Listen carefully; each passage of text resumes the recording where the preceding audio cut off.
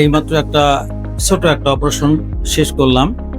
এই ভদ্রলোক, উনি 40 ঊর্ধ্ব ভদ্রলোক, 2 বছর আগে রোড ট্রাফিক অ্যাক্সিডেন্টে ওনার ডান পায়ে অ্যাঙ্কেলে ফ্র্যাকচার হয়েছিল, আমরা যেটা বলি বাইমেলিওলার ফ্র্যাকচার। এই ফ্র্যাকচারটা ওনার ফিবুলাকে ফিক্স করা হয়েছিল লকিং ফিবুলার প্লেট দিয়ে, এবং মিডিয়াল মেরুলাসটা ফিক্স করা হয়েছিল টেনশন ব্যান্ড দিয়ে, কারণ এই টুকরোটা খুব ছোট ছিল।